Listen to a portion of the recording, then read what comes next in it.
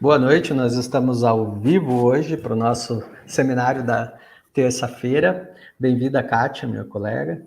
Oi, obrigado, boa noite, Vinícius, boa noite, pessoal. E bem-vindo, Vinícius, nosso convidado do dia, professor aqui da PUC do Paraná. Muito obrigado por aceitar o nosso convite, Vinícius. Obrigado, Roberto, obrigado, Kátia, pelo convite. É um prazer participar aqui desse fórum. Acho que conversando um pouco antes com o Roberto, aqui, acho que uma iniciativa super bacana e espero que realmente ela tenha continuidade para os próximos anos, né? Não somente no ano seguinte, mas que a gente consiga realmente dar uma continuidade para essa iniciativa, né? Eu acho que é ótimo para os nossos estudantes e também para a divulgação dos nossos programas de pós-graduação.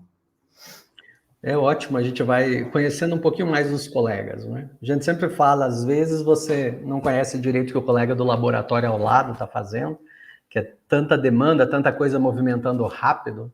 Então, ter essa oportunidade de parar um pouquinho, olhar o que as pessoas estão fazendo em outras áreas, refletir, achar conexões em comum, é sempre muito bom, né? Acho que os seminários nos oferecem isso.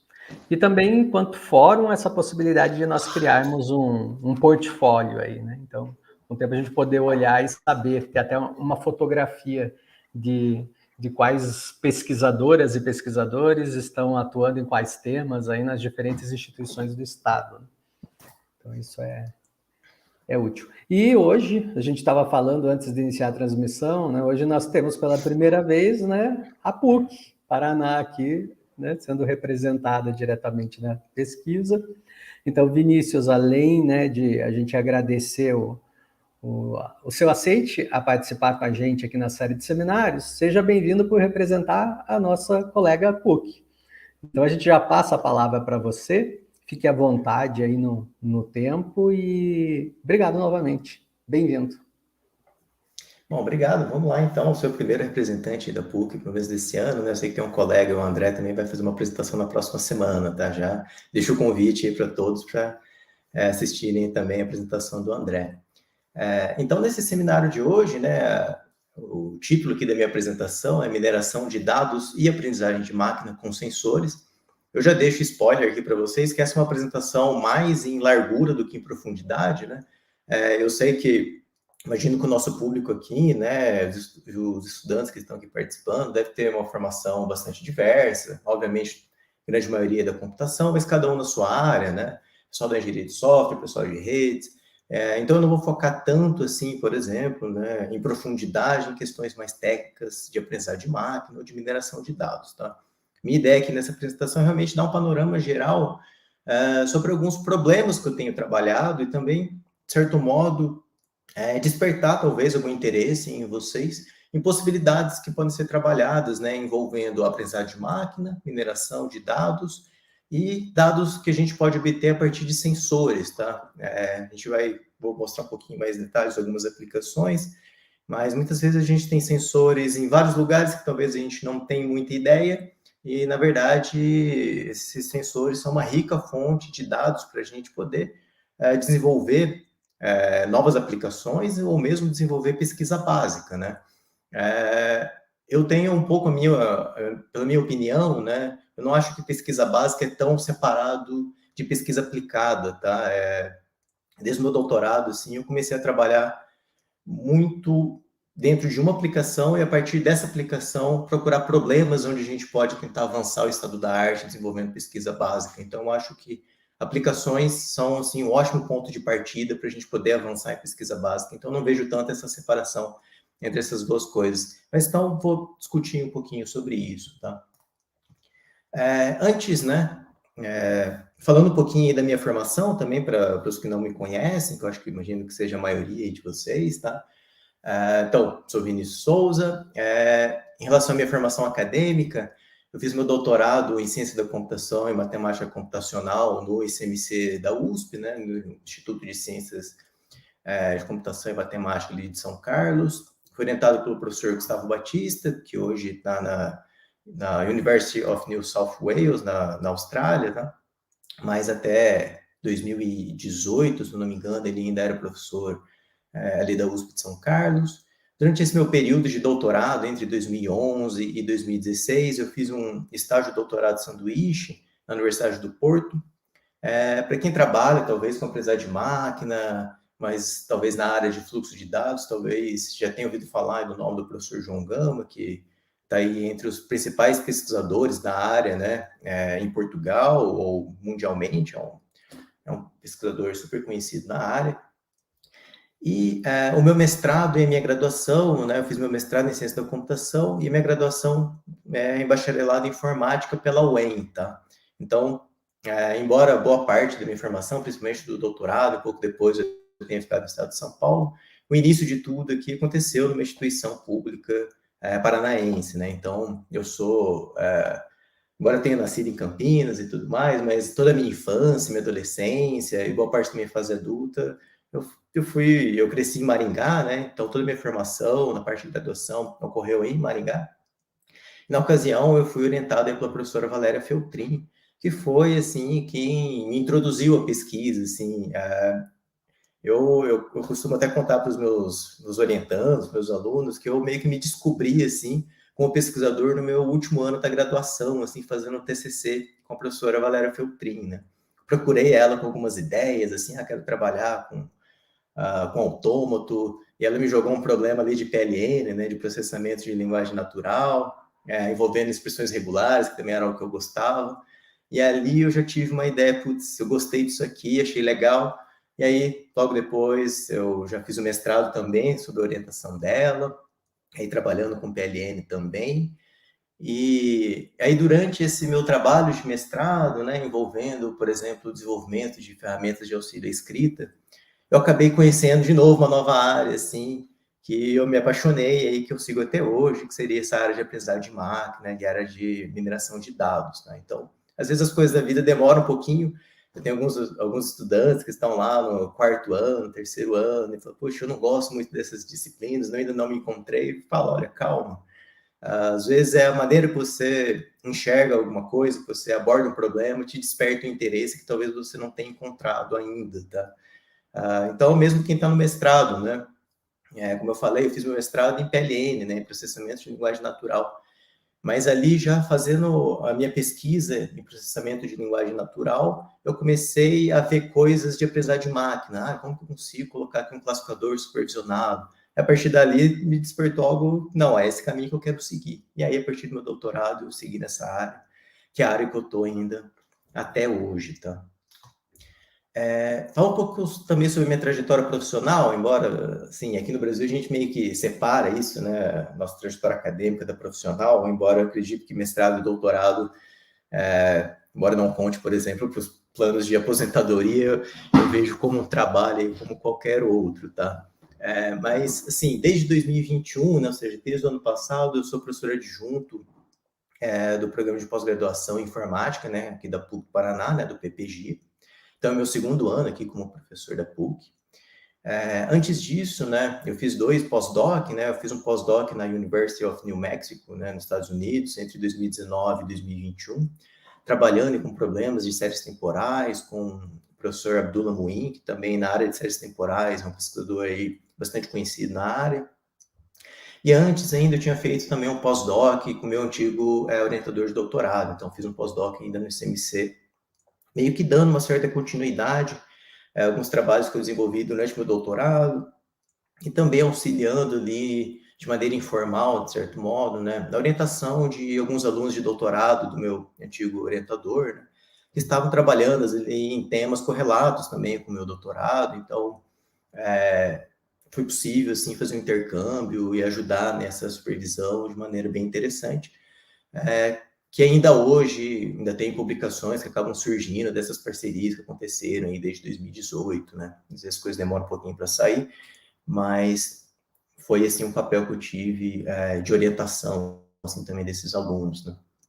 Mas ainda antes também desse pós-doc, né, eu trabalhei como, fui, né, coordenador principal de 2 projetos de pesquisa inovativa em pequenas empresas, tá? No estado de São Paulo, né, a gente tem ali a Fundação de Amparo à Pesquisa do Estado de São Paulo, né, a FAPESP, que acho que é uma das maiores agências de fomento que a gente tem no Brasil, que, assim, é uma pena que a gente não tenha isso em outros estados. Eu gostaria muito, por exemplo, que a gente pudesse ter uma fundação, assim, a Fundação Araucária, tão forte quanto a FAPESP, mas a gente sabe das limitações e, obviamente, tem as diferenças orçamentárias, mas eu acho que a FAPESP não chega a ser maior, acredito, que uma CAPES, um CNPq, obviamente, mas segue algumas linhas de como fazer o financiamento, das oportunidades, que eu acho que isso deveria ser seguido, assim, a nível nacional e a nível estadual. Acho que todos os estados deveriam seguir nesse sentido, tá?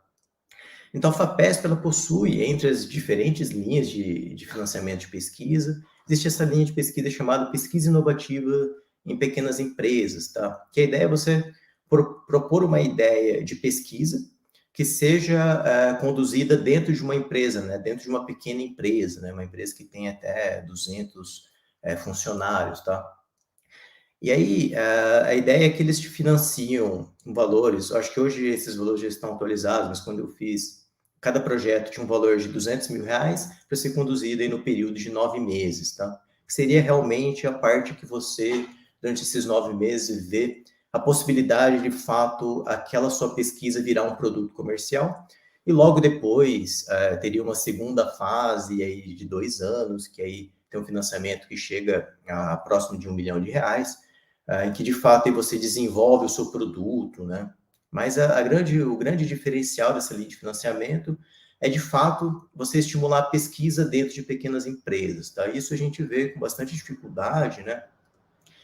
Muitas vezes as empresas procuram, de certo modo, mão de obra barata, querem um pesquisador qualificado para desenvolver algo que eles já têm ali, que eles precisam melhorar, mas não tem tanta abertura para você, de fato, propor algo inovador. E a grande diferença de algo inovador é que esse algo inovador pode dar errado, né? Então, você pode ali colocar um valor, né, um financiamento, que talvez você não tenha retorno, mas, por outro lado, você pode ter um retorno que pode triplicar esse valor e tudo mais, né? Então, por 2 oportunidades, né, eu submeti, tive aprovado em 2 projetos de pesquisa nessa linha. Então, entre 2016 e 2017, logo após o meu doutorado, eu desenvolvi projetos nessa linha de financiamento, que são 2 projetos, inclusive, que eu pretendo discutir aqui um pouco nesse seminário, tá? Então, apresentar um pouco a ideia geral desses projetos aí para vocês. Bom, então, como tema principal desse seminário aqui, né, aprendizagem de máquina e mineração de dados envolvendo sensores, né? Mas eu acho que talvez uma primeira coisa que a gente tem que se perguntar, né? O que é um sensor, né?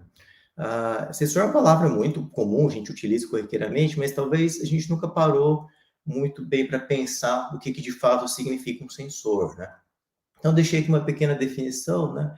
Sensor nada mais é do que um dispositivo ou um equipamento, né? Seja ele físico, digital ou mecânico, né? Mas é esse equipamento que ele é sensível a estímulos magnéticos ou a estímulos motores, ou de calor, de luz, de pressão, de som, ou seja, qualquer tipo de estímulo, ele é capaz de converter essa energia e transmitir esse impulso em um sinal digital, tá? Então, somente para exemplificar, né, alguns sensores, então, um smartphone hoje em dia, né, mesmo os de menor custo, a gente pode considerar que tem dezenas aí de sensores, né, então sensor de temperatura, sensor de pressão, sensor de impressão digital, magnetômetro, giroscópio, sensor de toque, de umidade, acelerômetro, GPS, então, tudo isso, cada pontinho desse é um diferente sensor que a gente tem no nosso dispositivo que a gente carrega no bolso aqui, né? Hoje em dia também está cada vez mais comum, né, a popularização, né, de smartwatches, né, também que são esses relógios inteligentes que coletam dados, né, do nosso comportamento ao longo do tempo. E esses relógios também são mais um local onde tem ali dezenas de sensores que podem coletar uma série de dados, né? Então, qualidade do ar, nível de radiação, umidade também, temperatura, alguns dos sensores também a gente tem em smartphones, né? Um contador de passos, de distância, altitude, latitude, um sensor em relação ao seu sono, batimento cardíaco, enfim, uma série de diferentes sensores. Então, esses 2 dispositivos são dispositivos bem populares, que são aí, carregam aí diferentes sensores que podem medir diferentes coisas, né, que depende do nosso objetivo, isso pode ser útil ou não, tá? Mas a gente tem também, né, os sensores mais antigos, né, que a gente utiliza já há bastante tempo, né, como dados de EEG, né, de eletrocefalograma, então, na área da saúde, esse é um tipo de sensor bastante utilizado, dados de ECG também, que conseguem capturar informações do nosso batimento cardíaco, né, alguns sensores que para nós aqui são menos comuns, né, devido às particularidades aqui do nosso país, mas em outras regiões do mundo, né, os sismógrafos são sensores bastante utilizados, que conseguem medir, então, eventos naturais, né, abalos sísmicos, tremores, ou mesmo outras atividades realizadas pelo homem, né, então, por exemplo, a partir de um sismômetro, um sismógrafo, a gente consegue, por exemplo, saber se está acontecendo testes nucleares em uma determinada região, a gente consegue obter esse tipo de informação, se está ocorrendo algum tipo de escavação para obter alguma coisa ali. Existem alguns outros sensores que são menos comuns, mas também são utilizados, por exemplo, na área da saúde, a gente tem também esse sensor. São basicamente algumas espécies de eletrodos que a gente pode colocar em algumas regiões da boca, ali próximo da língua, a gente consegue medir qual é a articulação da pessoa, enquanto ela fala, saber se ela consegue ter, se ela tem, por exemplo, alguma dificuldade, tem algum problema motor durante a fala. Esse sensor não muito conhecido, mas que eu acho bastante interessante, né? A gente consegue, por exemplo, colar ali um eletrodo nas costas de um gafanhoto, utilizando uma cola que é condutora, e com isso a gente consegue, por exemplo, observar os padrões de comportamento de alimentação de um inseto, tá? Então, o inseto, enquanto ele está ali na planta, numa folha se alimentando, a gente consegue observar se ele está fazendo uma salivação, se ele está retornando algum composto, enfim, uma série de diferentes atividades que a gente consegue monitorar a partir de um sensor bastante simples, bastante pequeno, que a gente consegue instalar aí, em pequenos insetos, tá? E um tipo de sensor também que eu acho que cada vez mais comum ao redor do mundo, talvez aqui no Brasil leve alguns anos, mas tenho certeza que daqui a alguns anos isso vai ser bastante popular, que são os medidores inteligentes de energia, tá? Que conseguem medir aí todo o nosso comportamento de consumo de energia ao longo de um dia, ao longo de meses e anos, e com isso a gente consegue extrair uma série de diferentes informações e utilizar essas informações de maneiras diferentes, também como eu vou discutir um pouquinho aqui com vocês, tá? Então, todas essas imagens aqui são exemplos de diferentes sensores para a gente ter uma ideia que, assim, esses sensores estão distribuídos, às vezes, em locais que a gente talvez não espere, e informações nossas estão sendo coletadas sobre esses sensores, e em diferentes áreas também existem os sensores diferentes, que talvez a gente não está habituado, então, na área da saúde, na ecologia, então, cada área talvez tenha a sua particularidade, utiliza ali uma série de equipamentos, talvez a gente desconheça, mas que pode ser uma rica fonte de dados para a gente aqui da computação. Então, por isso que também é bastante importante, né, a gente ter essa interação com outras áreas, né, para saber quais são os problemas enfrentados por essas áreas, como que os pesquisadores lidam com os problemas, como que eles fazem as análises de seus problemas, e pensar como que a gente pode, de certo modo, ajudar ou interagir com esses pesquisadores, né? E também algo que a gente pode se perguntar, né, vendo todos esses sensores, é o que eles todos têm em comum, tá? Então, na verdade, todos esses sensores, eles geram um tipo de dado que a gente chama de séries temporais, tá? Então, o que são séries temporais?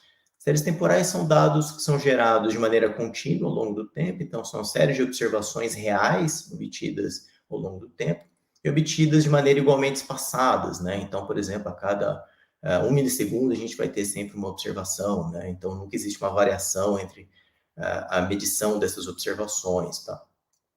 E essas séries temporais, elas também possuem aí algumas características um pouco mais, a gente pode dizer, específicas, se comparados com dados mais convencionais que a gente é acostumado a utilizar, por exemplo, em algoritmos de aprendizagem de máquina, né? Que são aqueles dados mais tabulares, né? Que a gente pode pegar ali, por exemplo, sei lá, se vai chover ou não, se está fazendo sol, qual que é a temperatura, qual que é o sexo da pessoa. Então, uma série de dados tabulares tem um padrão, né, um pouco diferente do que a gente encontra aqui nesse tipo de dado que a gente chama de séries temporais, que são os dados gerados por esses sensores, tá? Então, algumas dessas características, né? Primeiro, em geral, séries temporais têm uma autocorrelação, tá? Isso significa que existe uma dependência entre as diferentes observações de séries temporais, né? Então, a gente pode até ver um certo comportamento aqui similar, entre, por exemplo, aqui a gente vê um pico, uma descida, aqui um pico, uma descida, e são padrões bastante parecidos aqui entre si, tá? E a geração, talvez, em muitos casos, né, de uma observação específica depende de uma observação do passado, tá? Então, por exemplo, né, se isso aqui está falando, fosse uma série temporal que representasse qual é a quantidade de chuva ao longo de um mês, né? Então, assim, se ontem foi um dia que choveu bastante, né, a quantidade de chuva ali acumulada de hoje também vai ser alto porque teve a chuva acumulada de ontem, né? Isso se segue ao longo dos dias, ao longo do tempo, né? Então, existe uma autocorrelação entre as observações que a gente observa em relação ao passado, né? Essa autocorrelação, em geral, ela é alta, tá? Obviamente, tem problemas que a gente chama de problemas aí não estacionários, que não existe tanto essa autocorrelação, né? Então, por exemplo, quem estuda a variação de valores de uma determinada ação na bolsa, tá? Existe uma série de fatores externos que acabam influenciando nessas medições ao longo do tempo. Então, muitas vezes, essa variação de valor, uma queda, uma subida de um valor, não depende necessariamente dos valores do passado, tá? Existe uma autocorrelação entre esses valores, mas não depende somente disso, né? Então, mas em geral, a gente tem esse alto nível aí de autocorrelação entre as diferentes observações de séries temporais, tá? Uma outra característica bastante comum em séries temporais seria uma alta taxa de amostragem também, né? Então, é bastante comum a gente ver em problemas envolvendo séries temporais uma taxa de amostragem, por exemplo, em torno de 100 Hz, tá? Isso significa, por exemplo, 100 observações em um segundo, tá? Então, aqui nesse meio aqui, a gente teria, por exemplo, 100 primeiras observações da série temporal. E uma série de problemas é bastante comum a gente ter todas essas 100 primeiras observações aqui num curto prazo de um segundo, tá? E não é muito difícil de encontrar aplicações que a gente tem aí coisa de 1000 Hz, 2000 Hz, tá? Então, a gente teria 1000 observações no segundo, 2000 observações no segundo, coisas desse tipo, né? Então, um acelerômetro, por exemplo, que você tem no celular, tem uma taxa aí próxima de 100 Hz, por exemplo. Então, você pode imaginar a quantidade de dados que é gerado em um curto espaço de tempo, né? E quando a gente tem dados gerados também nessa alta velocidade, isso acaba também demandando respostas também em alta velocidade, né? Então, os dados chegam de uma maneira rápida, a gente tem que processar esses dados de maneira também rápida e gerar respostas de maneira rápida, tá? E esses dados, né, de séries temporais obtidos por sensores, a gente tem observado cada vez mais que eles têm sido, cada vez mais é possível obter esses dados de uma maneira mais barata, né, já que a gente tem sensores cada vez mais baratos aí no mercado e cada vez mais fáceis de ser obtidos, né.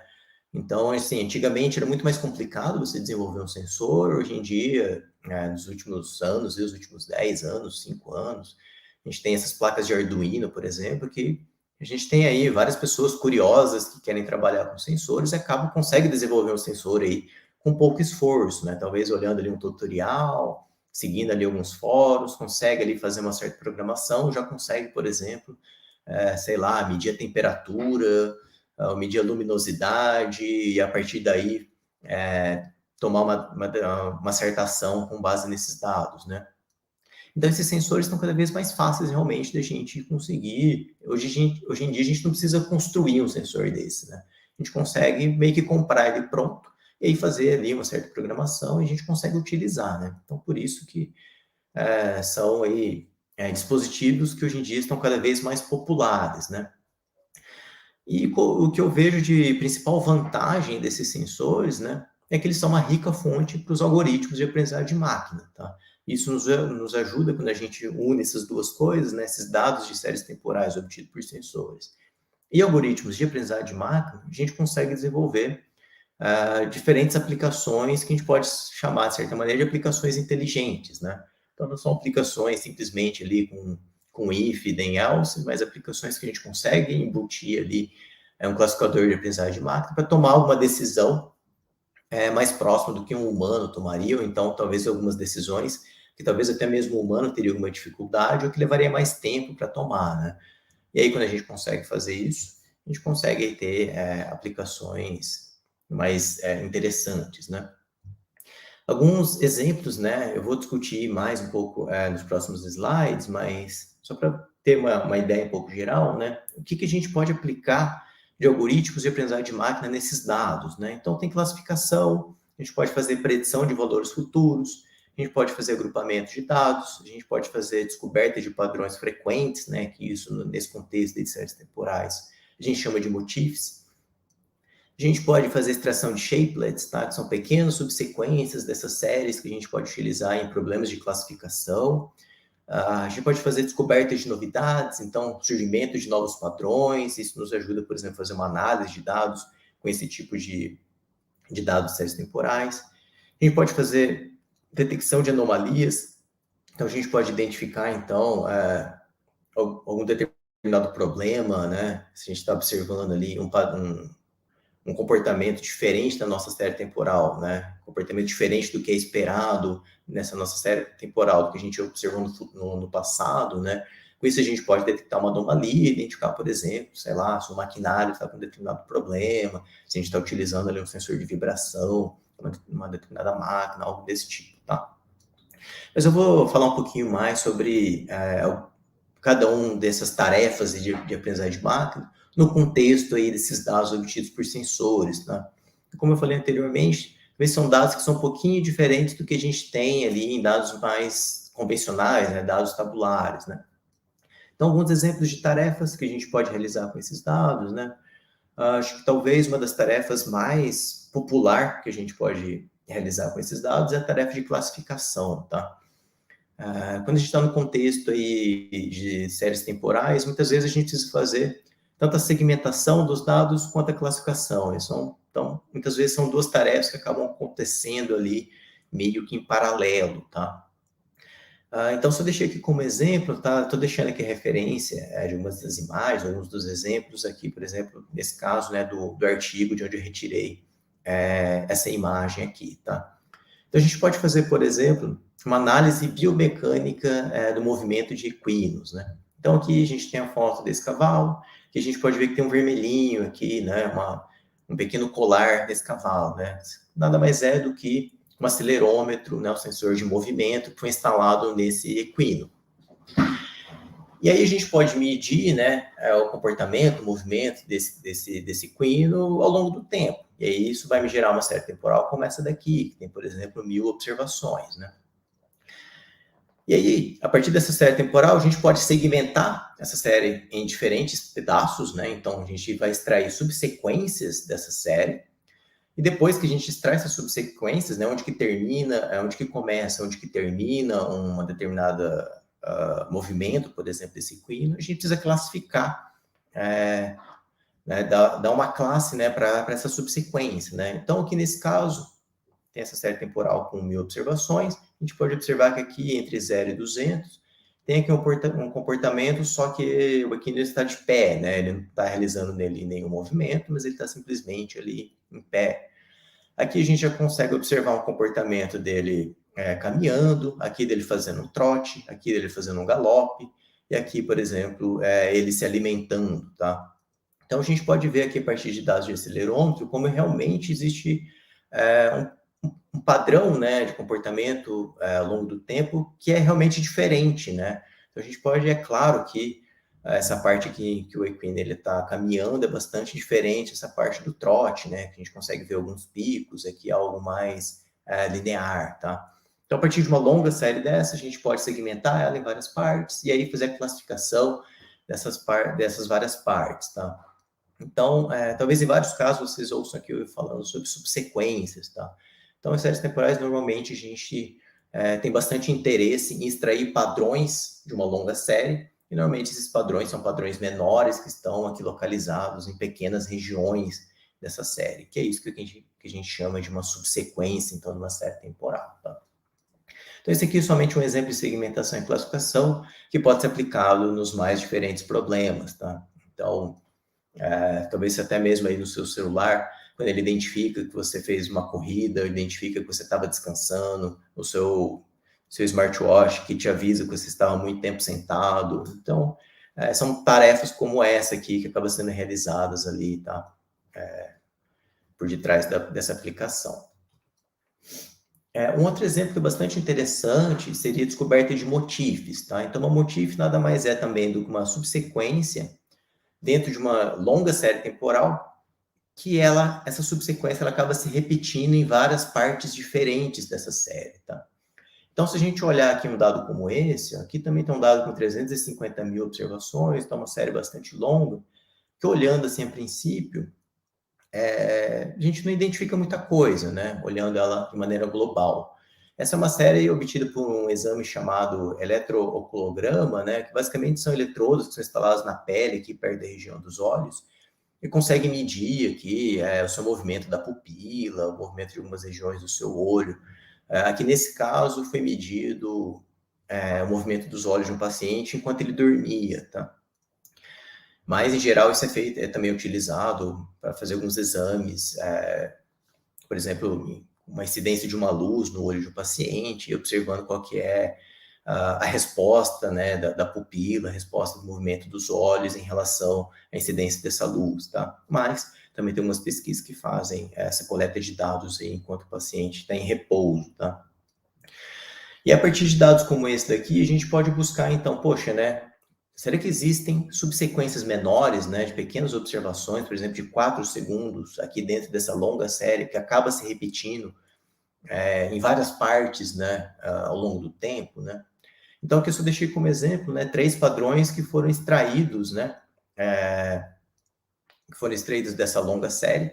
A gente chama cada um desses padrões aqui de motif, tá? Então, aqui são os top 3 motifs. Então, aqui seria uma primeira motif, a gente pode ver que essas 3 subsequências aqui elas são bastante parecidas entre si. E aqui a gente tem uma segunda motif, que são outras 3 subsequências, elas também são parecidas entre si, mas são diferentes em relação a essas 3 primeiras aqui, né? Então, enquanto essa aqui ela tem esse pico e ela cai aqui, essa aqui ela vai ter um pico e vai ter um vale mais acentuado aqui, tá? E aí, quando vai conversar com o especialista para tentar identificar, poxa, mas por que tem, né, em geral, esse comportamento aqui esperado? Mas por que aconteceu esse grande vale aqui logo depois desse pico, né? E aí, a partir de uma análise, uma conversa com o especialista, é possível observar que, por exemplo, durante o sono, né, esse paciente ele piscava os olhos, né? Então, isso pode ter alguma relação, por exemplo, com uma disfunção do sono, algo desse tipo, ou então mesmo algum diferente nível de sono que o paciente teve ali durante a coleta de dados, tá? Então, são pequenos comportamentos que a gente consegue, talvez, extrair a partir da obtenção, né, dessas motifs, né, que são esses padrões, né, esses pequenos padrões que a gente observa dentro de uma longa série temporal, tá? Então, essa é a ideia, né, do que representa aí uma motif, tá? Uma outra tarefa que a gente pode realizar nesse tipo de dado é, por exemplo, a descoberta de padrões em evolução, tá? Isso é mais conhecido como time series chains, né, ou cadeias de séries temporais. E, de novo, né, você tem aqui uma longa série temporal, que nesse caso é uma série temporal com 12 mil observações, e aí a gente vai extraindo pequenas subsequências dessa série. E aí, a partir dessas pequenas subsequências, a gente consegue identificar também pequenas alterações, né, alterações incrementais que vão acontecendo também ao longo do tempo, né? Então, aqui deixei em destaque, nessa parte aqui em vermelho, depois ficando em roxo, né, essas pequenas subsequências que a gente extrai, né? Então, a gente tem aqui essa primeira subsequência, essa segunda, essa terceira, e a gente pode observar esse pequeno detalhe aqui no meio, né? Então, aqui a gente tem um pico bem pequenininho, aí depois esse pico ele aumenta, aqui ele fica um pouquinho mais quadradinho, vai aumentando, até chegar aqui na última subsequência, que a gente já tem uma diferença bastante grande, se a gente for fazer uma comparação aqui com a primeira subsequência, mas não tão grande aqui comparado com a subsequência anterior, tá? Então, essas pequenas modificações aí nesses padrões, nesse caso aqui específico, né, a gente utiliza para, por exemplo, conseguir caracterizar a apneia obstrutiva do sono, né? Então, um paciente que tem essa apneia obstrutiva do sono, acaba acontecendo isso, né? Não é de uma hora para outra essa mudança repentina na sua respiração, né? Essa mudança ela vai acontecendo em passos pequenos, né? Então, ela vai sempre havendo uma evolução, tá? Esse é somente um exemplo, tá? Até deixei aqui esse link, tem aqui, sem problemas, né? Sem questões de séries temporais, com respostas. Isso é um PDF bastante interessante, que são discutidos aí uma série de diferentes problemas envolvendo séries temporais. A gente pode ver esse caso aqui de cadeias, né, de séries temporais também em outras aplicações, tá?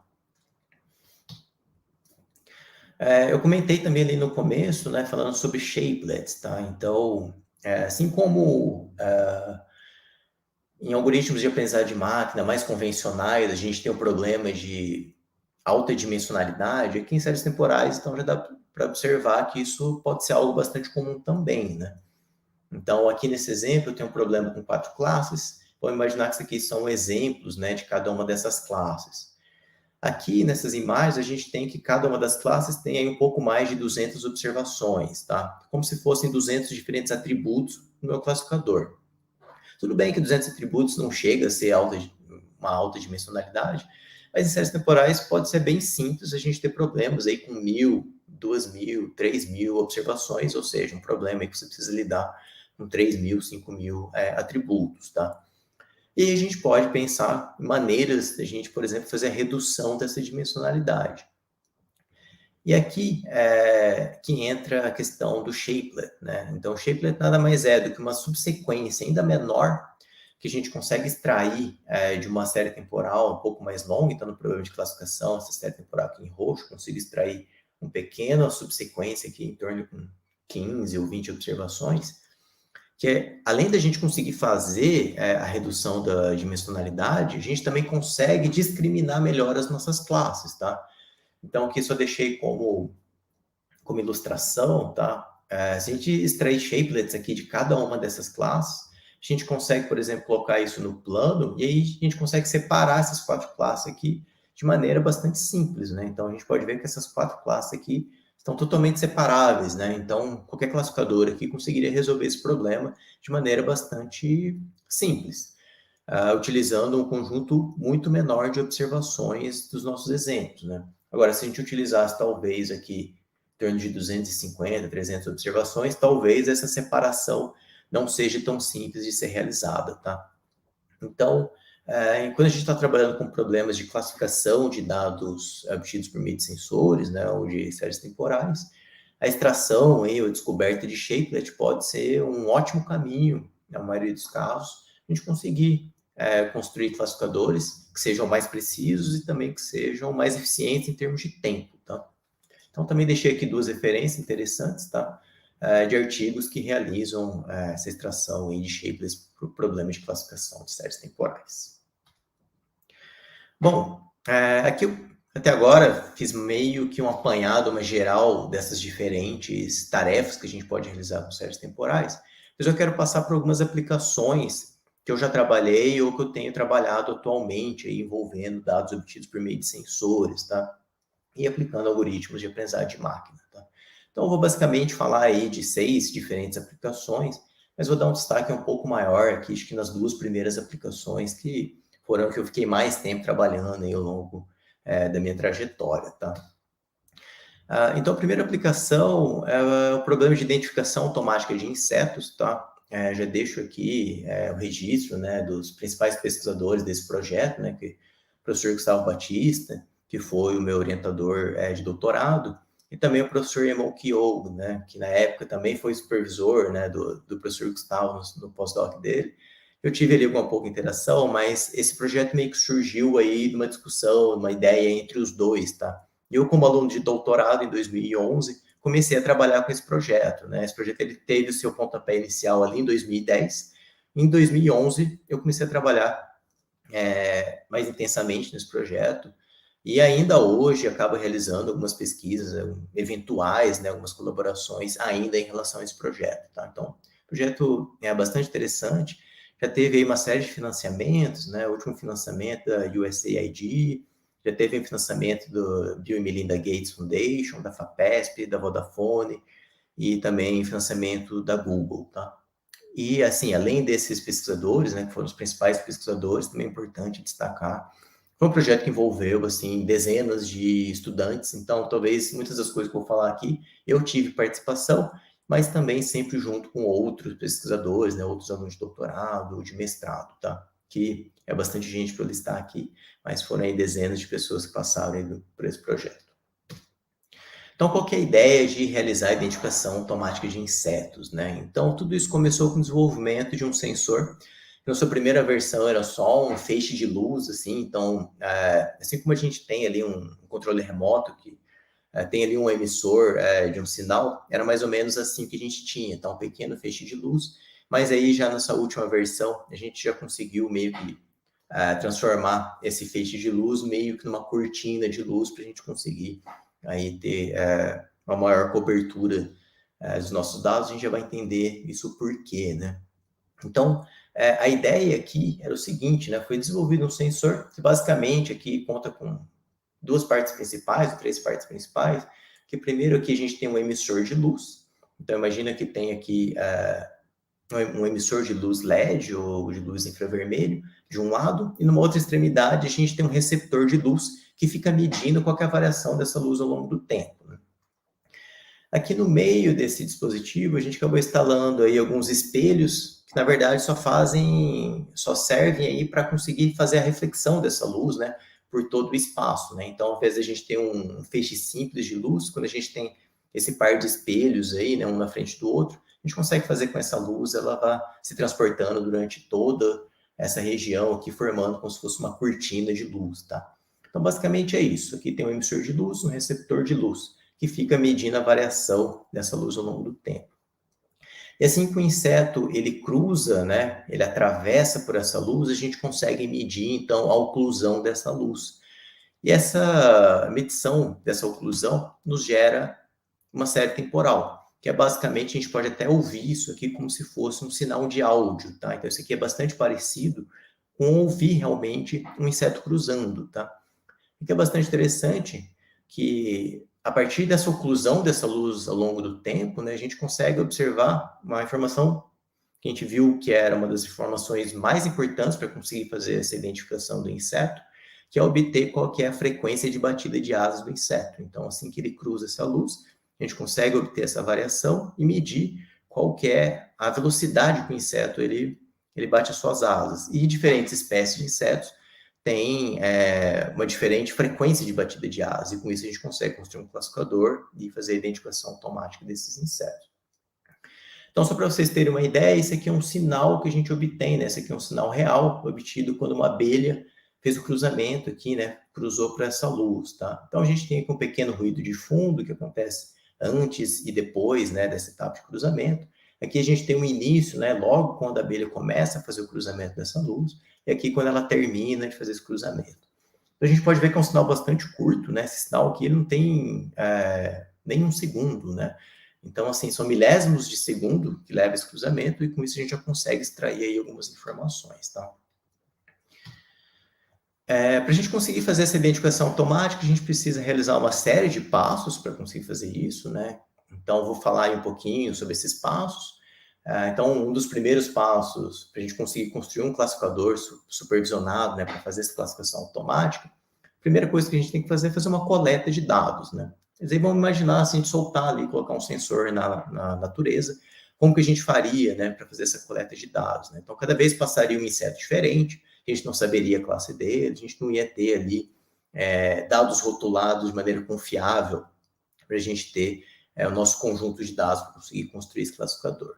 Então, para fazer isso, né, uma das estratégias que a gente utilizou foi, então, construir uma espécie que a gente chamava de insetário, né? Então, era uma pequena caixa, que no caso era um tubo, né, de PVC um pouco mais largo, com o nosso sensor adaptado no meio, né, no centro. E aqui dentro desse tubo, a gente tinha insetos de uma única espécie. E aí a gente ficava coletando dados por dias, em alguns casos até por meses. E aí, então, aqui a gente tinha, por exemplo, um tubo somente com Aedes aegypti, um outro tubo somente com Aedes albopictus, o outro tubo somente com Culex quinquefasciatus, e assim por diante. Então, a gente teria aqui diferentes tubos, cada um coletando dados de uma única espécie. E aí, depois, a gente pode separar esses dados, por exemplo, em treino-teste, fazer uma validação cruzada e saber se a gente consegue realmente distinguir as diferentes espécies, tá? Então, essa é uma maneira que a gente encontrou para, de fato, conseguir fazer a coleta de dados e ter dados confiáveis, né? Dados rotulados de uma maneira confiável. Ao longo do meu doutorado, a gente acabou percebendo também que algumas variações, algumas condições ambientais eram responsáveis também por modificar os dados que a gente media. Então, a gente também acabou construindo aí um dispositivo para fazer o controle de temperatura e de umidade. Então, enquanto a gente fazia essa etapa de coleta de dados, a gente também tentava fazer essa etapa de coleta de dados, considerando variações de temperatura, variações de umidade, para a gente ter variabilidade nos nossos dados e poder lidar com alguns problemas que acabaram surgindo durante o desenvolvimento desse trabalho, tá? Então, depois realizada essa coleta de dados, uma etapa bastante importante é a etapa de extração de atributos, né? Como eu tinha comentado ali anteriormente, um dos principais atributos que a gente tem aqui para esse problema é a frequência de batida de asas. Mas se a gente olhar esse sinal aqui, né? Basicamente, a gente tem aqui uma amplitude e um sinal obtido ao longo do tempo. Somente com esse sinal dessa maneira, assim, a gente não consegue obter nenhuma informação de frequência de batida de asas. Uma maneira da gente obter esse tipo de informação é transformar esse sinal que a gente obtém originalmente ali no domínio do tempo, transformando ele para o domínio das frequências, né? Então, aqui a gente teria um sinal transformado, né? Já obtido, representado no domínio das frequências, e a gente consegue observar, por exemplo, aqui esse pico de magnitude aqui numa frequência aqui próximo de 300 Hz, tá?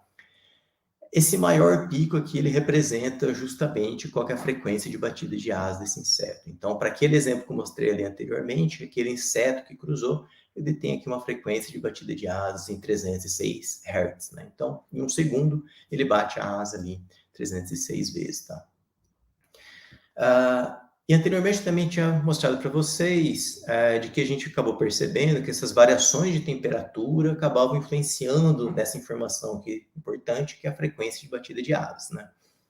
E de fato, se a gente observar aqui os dados, né, do Aedes aegypti, né, fêmea, a gente pode ver aqui que a frequência de batida de asas média aqui, né, considerando a ocorrência de vários insetos aqui pelo nosso sensor, em 24 graus, está aqui próximo dos 400, 430 Hz, né? Quando a gente passa para 26 graus, isso aqui já fica mais próximo de 500 Hz. A 34 graus, já fica aqui em 600 Hz. Então, de fato, quanto maior a temperatura, maior a frequência de batida de asas, tá? E isso acabou gerando aí, entre um dos principais problemas de pesquisa, que foi o meu doutorado, que é como lidar com o problema de mudança de conceito, né? Então, vamos imaginar que a gente treinou um classificador somente com dados observados em 24 graus, a gente gerou o nosso classificador, nosso modelo de classificação nesse cenário, e aí quando a gente vai aplicar ele em campo, né, a gente está lá observando, por exemplo, 34 graus, 40 graus, e aí esse modelo ele não vai funcionar da maneira adequada, porque os dados de teste são diferentes daqueles dados que foram coletados e foram utilizados para treinar o nosso modelo, né? Então, a gente precisa lidar com esse problema. Esse é um problema de pesquisa aí, conhecido na área de fluxo de dados como mudança de conceito, tá? Então, a gente tem os dados originais, a gente tem aqui, por exemplo, o nosso modelo de classificação, que é dividido em 3 classes, e essas classes, elas podem se modificar ao longo do tempo, né? A gente precisa pensar em estratégias e como fazer essa adaptação do modelo ao longo do tempo. Bom, além dessa informação de frequência de batida de asas, né, a gente pode extrair uma série de outras informações, como a localização, por exemplo, das harmônicas, que são alguns outros picos localizados, né, no nosso espectro de frequência, ou mesmo o horário em que essa observação ela ocorre, também é uma informação super importante, né? Então, insetos possuem assim um ritmo circadiano bastante forte. Então, por exemplo, no caso do Culex quinquefasciatus, que é esse pernilongo mais comum que a gente tem aí em casa, ele tem alguns períodos de atividade, por exemplo, que variam aqui entre meia-noite e 6 da manhã, eles são super ativos, aí entre 7 da manhã e 17 horas, em geral, eles não possuem atividade, são muito pouco ativos, e depois volta uma atividade aqui a partir das 18 horas até a meia-noite, então eles voltam a ser ativos novamente, tá? Então, essa informação, frequência de batida de asas, alguma localização de informações ainda sobre o pico de localização da frequência harmônica, o horário em que foi observado aquele inseto, tudo isso entra como atributo que a gente pode utilizar para construir o nosso modelo de classificação, tá? Enquanto a gente construía esse modelo de classificação, a gente acabou também se deparando com um problema bastante comum, né, que era o seguinte, né, beleza, a gente fez a coleta de dados, a gente extraiu atributos, a gente gerou os nossos modelos, em geral a gente gera os nossos modelos de maneira offline, né, então vou lá no scikit-learn, construo lá os nossos modelos, faço a avaliação, beleza, mas e agora? Eu quero utilizar esse modelo na minha placa de circuito. Como que eu faço? Eu não consigo pegar ali meu modelo gerado ali no scikit-learn, ou gerado no ECA, e já conseguir embutir ele, incorporar ele diretamente numa placa de circuito. Em alguns casos isso é possível, então, por exemplo, se a gente tiver uma árvore de decisão, obviamente a gente consegue, uma árvore de decisão é um modelo bastante interpretável, a gente consegue passar aquilo para código ali, com uma série de ifs, a gente consegue, de fato, construir o nosso modelo. Mas se a gente quiser usar uma random forest, quer usar um SVM, quer usar uma MLP, as coisas mudam de figura e fica um pouco mais difícil de a gente fazer isso. Então a gente viu a necessidade de desenvolver algum tipo de ferramenta que nos permitisse treinar o modelo, né, construir o modelo utilizando ferramentas aí como o ECA ou como o scikit-learn, e a partir desse modelo a gente já conseguir gerar um código, né, em C++, e a partir desse código em C++, a gente simplesmente incorpora ele na nossa placa de circuito e a gente consegue utilizar ele em campo, tá? Então, foi a partir desse problema também que surgiu essa ferramenta aqui, desenvolvida aqui junto com o aluno de mestrado, né, o Lucas Tsutsui, que desenvolveu aqui essa ferramenta chamada Embedded ML, né, Embedded Machine Learning. Então, para quem tiver algum interesse, tiver algum problema similar nesse sentido, tem aqui minha placa de Arduino, gerei meu modelo no scikit-learn, no ECA, e quero colocar isso no meu Arduino. Como que eu faço, né? Se for uma árvore de decisão, se for um SVM, se for uma MLP, ou se for um modelo de regressão logística, eu sugiro aqui, aconselho, quem tiver interesse, dar uma olhada aqui no GitHub do Lucas e testar aqui a nossa ferramenta, que eu acho que pode ser de interesse de vocês, tá? Beleza, a gente conseguiu fazer coleta de dados, extrair atributos, gerou um modelo, mas e agora, né? O que a gente vai fazer? O que a gente faz com isso, né?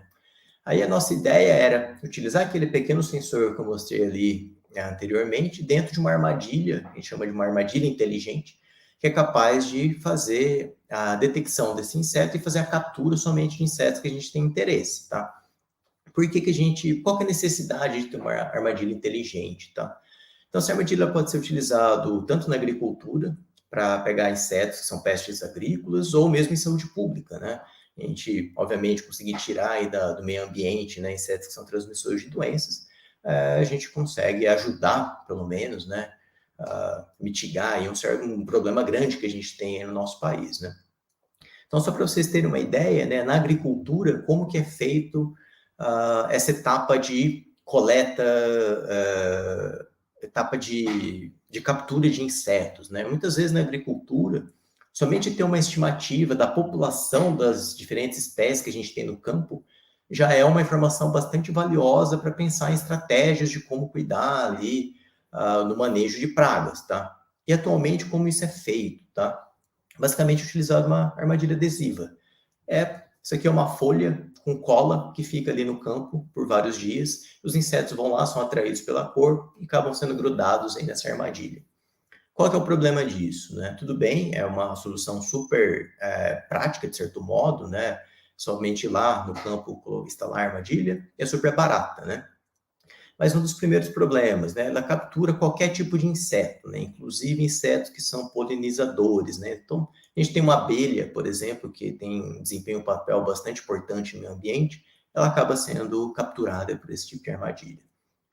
A contagem e a identificação desses insetos ocorre de maneira manual, então precisa ter um especialista para olhar aqui essa folha, contar inseto a inseto, identificar que espécie que é. Muitas vezes essa contagem é feita ao longo de vários dias, e esses insetos acabam se deteriorando aqui nessa folha, então a identificação já fica mais complicada.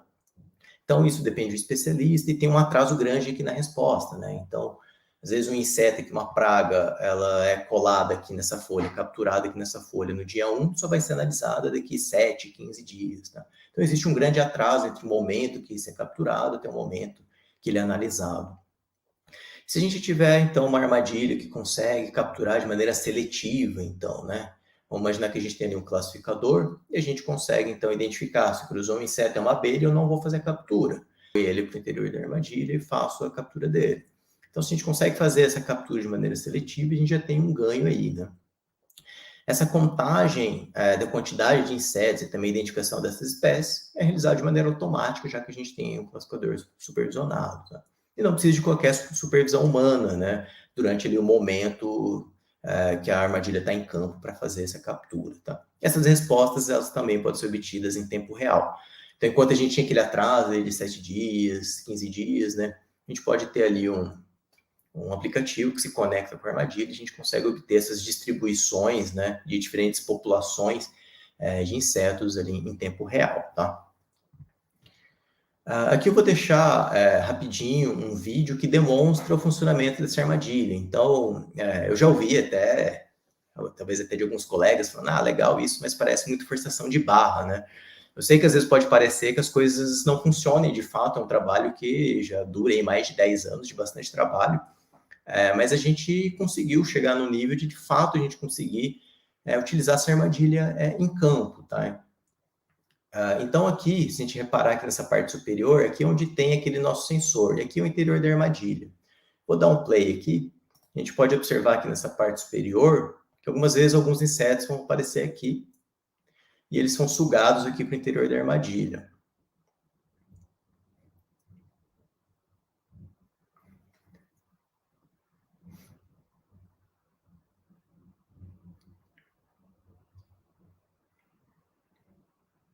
Então, eu não sei se o áudio funcionou para todos vocês aí, sem áudio. Mas não tem problema, talvez eu possa até disponibilizar esse vídeo aqui depois para vocês, mas em determinados períodos a gente via que existia um motor que era acionado. Então, assim, quando o inseto estava aqui próximo dessa região, o motor ele era acionado e aí, a partir do ar, a gente conseguia sugar esse inseto no interior da armadilha, tá? E, ao mesmo tempo, aqui nesse caso não teve nenhum inseto que não era da classe de interesse, mas a gente também programou essa armadilha para quando aparecesse um inseto que não fosse do interesse, né, por exemplo, um polinizador, a gente consegue reverter esse fluxo de ar de modo a expulsar o inseto. Então, a gente joga esse fluxo de ar para cima e aí o inseto ele não é capturado, tá? Um outro problema que acabou surgindo, e aí um trabalho de doutorado do Antônio, que realizou ali nesse MC USP, durante o período que eu fui ali pós-doc, ajudei ali um pouco no trabalho, que é realizar a classificação hierárquica dessas espécies, né? Então, em geral, a gente tem o interesse de fazer aquela classificação específica ali, né? E ir no mais baixo nível, né? Quero identificar exatamente qual que é a espécie do inseto, né? Aqui, no caso, inseto transmissor de doença, né? Um Aedes albopictus, um Aedes aegypti. Aqui, nesse caso desse trabalho, a gente fez classificação de vespas e abelhas, né? Então, aqui no nível mais baixo, a gente consegue identificar especificamente cada uma das espécies, tá? Mas, em muitos casos, a gente não precisa ter uma informação tão detalhada, né? Se a gente já sabe, por exemplo, qual que é a família daquela espécie, a gente já consegue diferenciar se aquela espécie ele deve ser capturado ou não deve ser capturado, né? E aí, a partir desse nível um pouco mais alto, englobado aqui várias diferentes espécies, a gente consegue melhorar ali a taxa de acerto do nosso classificador, né?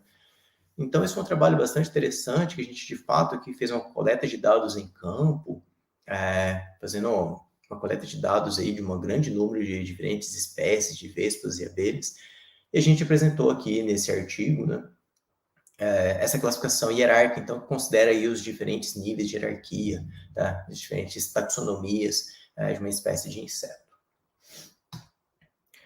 Bom, falando um pouquinho de um outro projeto que eu trabalhei também, que era realizar a avaliação da qualidade de ruas e estradas, né? Então, eu comentei ali anteriormente, um projeto PIP que eu realizei, esse foi um dos projetos.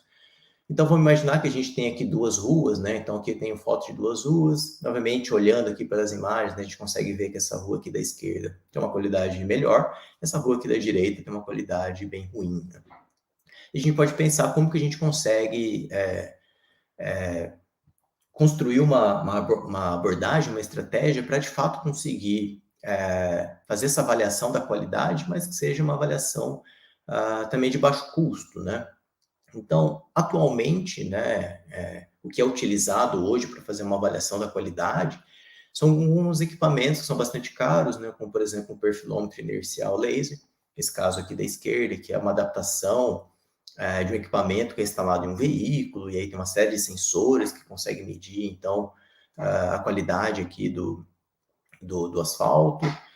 Existem aqui também os chamados medidores do tipo resposta, que a gente faz uma adaptação também no veículo, e olha também qual que é a vibração aqui no eixo traseiro do veículo, e com isso a gente também consegue medir essa qualidade. Existem alguns outros tipos de equipamentos que são mais baratos, né? Então não precisa fazer toda essa adaptação aqui dos veículos, mas por outro lado precisa de um especialista que vai ali carregar o dispositivo, então para fazer isso por longos, vários quilômetros, é praticamente impossível a gente fazer isso, tá? Então, vendo esse problema, né, essa dificuldade, né, então a gente tem esse problema que a gente gostaria de fazer uma avaliação da qualidade do asfalto, e os equipamentos atuais para fazer isso são equipamentos bastante caros, né? Então, nesse projeto de pesquisa, a gente propôs aqui um sistema chamado Asphalt, que a ideia desse sistema é utilizar um smartphone convencional, utilizar, então, os sensores de acelerômetro, né, sensores de movimento de um smartphone instalado num veículo, e assim, então, a gente vai dirigindo pelas ruas. Se existe uma grande vibração, então, desse sensor de movimento, a gente pode entender que aquele asfalto não tem uma qualidade tão boa. Se tem uma vibração menor, seria uma qualidade melhor, né, desse asfalto. Então, é um equipamento de menor custo. Então, basicamente, a gente tem que ter ali um celular que tem um acelerômetro de GPS, que hoje em dia todo celular tem isso. A avaliação, né, dessa qualidade, obviamente, ela é menos precisa, mas mesmo sendo menos precisa, a gente vê potencial para ser utilizado uma série de problemas, tá? Então, a gente consegue fazer, por exemplo, planejamento de intervenções ou de manutenções em ruas. Então, esse é um sistema que pode ser, por exemplo, ser utilizado em conjunto com uma prefeitura. Por exemplo, se os Ubers utilizassem um sistema como esse, consegue, por exemplo, fazer um mapeamento de praticamente toda a cidade, então você não precisa ter ali um especialista que vai em um determinado bairro para verificar qual é a qualidade do asfalto, fazer uma inspeção visual. Então, esse é o tipo de informação que a gente consegue obter num sistema como esse. A gente consegue, por exemplo, gerar rotas que levam em consideração essa qualidade do asfalto. Então, geralmente, esses planejamentos de rotas dos aplicativos levam em consideração, né, o trânsito, leva em consideração a distância, mas não leva em consideração a qualidade do asfalto, né? Então, isso eu acho que é uma informação que poderia ser considerada. E a gente consegue também, com isso, ter melhores estimativas do tempo de viagem, tá? Então, basicamente, esse aplicativo, a gente gera aqui séries de dados de séries temporais. A gente consegue faz o pré-processamento, extração de atributos aqui desses dados e consegue utilizar isso como entrada para o algoritmo de machine learning, né, de aprendizagem de máquina, para fazer, então, essa classificação da qualidade, tá?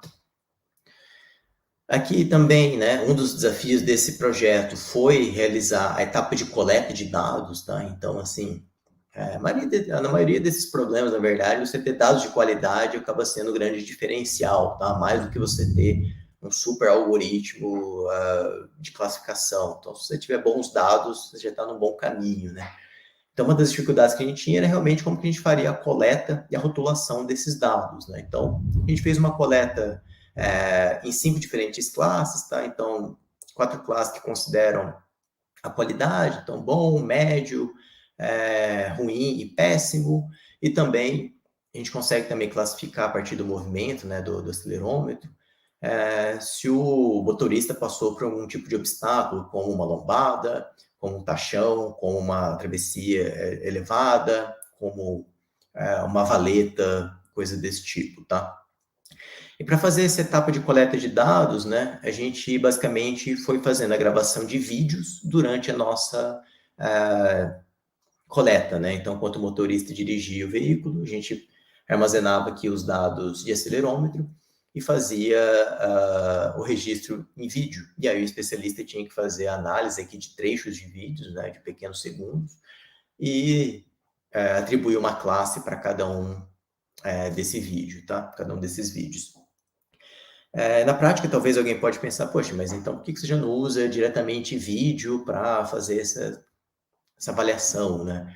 A gente poderia ter sido feito isso realmente em vídeo, mas a gente teria um custo muito maior, mesmo de bateria, né? Coletar dados de acelerômetro já tem um determinado custo de consumo de bateria para fazer isso, mas não chega a ser algo tão elevado se a gente considerar uma taxa de amostragem que não seja tão alta. Já se a gente ficasse fazendo a coleta de vídeo, a coisa não teria como ser viável, né? Então, realmente, o vídeo foi somente para fazer a etapa de coleta de dados, mas na prática a gente utilizou somente dados de acelerômetro. Tá? E aqui só uma exemplificação, né, de alguns casos que nós tivemos. Então, aqui tem um aplicativo, aqui tem, por exemplo, né, esse aplicativo ele consegue gerar 3 diferentes rotas de acordo com a qualidade do asfalto. Aqui ele me dá uma ideia geral de qual é a qualidade de todo o meu trecho e consigo mostrar também, né, estratificar, por exemplo, que 25% do meu trajeto tem uma qualidade boa, 55% do meu trajeto tem uma qualidade média e 20% tem uma qualidade considerada ruim, tá? Então, esse aqui foi um aplicativo que a gente desenvolveu durante esse projeto, que era possível, então, gerar, por exemplo, rotas que nos davam essas informações adicionais aqui, tá? No caso, se tivesse, por exemplo, um buraco na via, algo desse tipo aqui, esse item com uma atenção aqui, a gente reportaria também esse número de ocorrências. E pensando também, né, de que esse é um tipo de informação pode ser, por exemplo, utilizado pela prefeitura, algo desse tipo, né, a gente gerou aqui um mapa, também a gente consegue mostrar informações detalhadas das ruas aqui de uma determinada região, tá?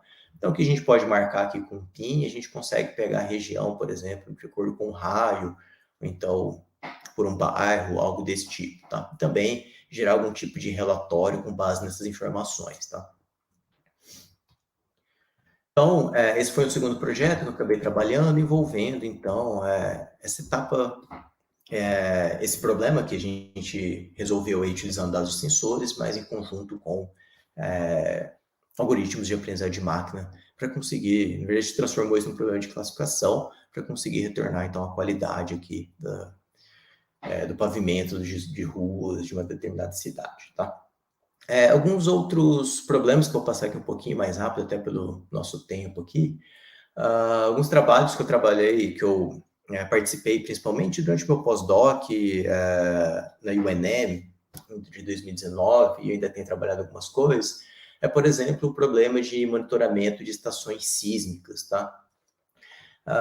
Então, um dos problemas que a gente tem, né, quando a gente está fazendo monitoramento de eventos naturais, é o seguinte, tá? Vamos considerar que a gente tem, por exemplo, aqui, nesse caso é um caso real, né? A gente tem um terremoto de escala 7.8 que aconteceu aqui em 2015. Esse terremoto ele aconteceu aqui na Índia, tá? Mas a gente tem 3 diferentes estações, né? Uma estação aqui no Nepal, outra estação aqui no Japão e outra estação aqui na Austrália, tá? E quando o terremoto ou qualquer tipo de evento sísmico acontece em uma determinada região, esses eventos eles são propagados pelas diferentes estações sísmicas, mas elas são propagadas com um determinado atraso entre elas, tá? Então, por exemplo, aqui teria o evento sísmico observado já nessa primeira aqui estação, né, no Nepal. Cerca de 3 minutos depois, a gente iria observar esse mesmo evento aqui nessa outra estação aqui do Japão, e mais quase 7 minutos depois a gente vai observar esse evento aqui numa estação lá na Austrália, tá? Então, basicamente, o que a gente precisa saber, o que a gente precisa fazer para conseguir realmente observar que um evento natural está de fato acontecendo, né? A gente precisa medir a correlação, qual que é a similaridade, então, dos dados observados entre essas 3 diferentes estações. Só que existe um atraso entre elas, né? Se a gente considerar aqui um alinhamento linear entre essas três, a gente não vai conseguir observar muitas coisas. Mas se a gente esperar um determinado momento, né, conseguir fazer essa correlação de maneira assíncrona, né, entre as diferentes estações, a gente consegue observar que, de fato, existe uma correlação entre elas.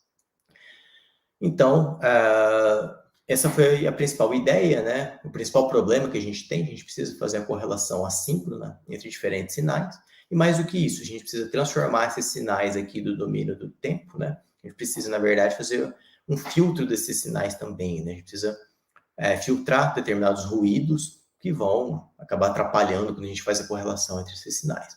Então, dois problemas que a gente tinha aqui: correlação atrasada e fazer a filtragem dos dados. Tudo isso a gente teria que fazer de maneira simultânea, tá?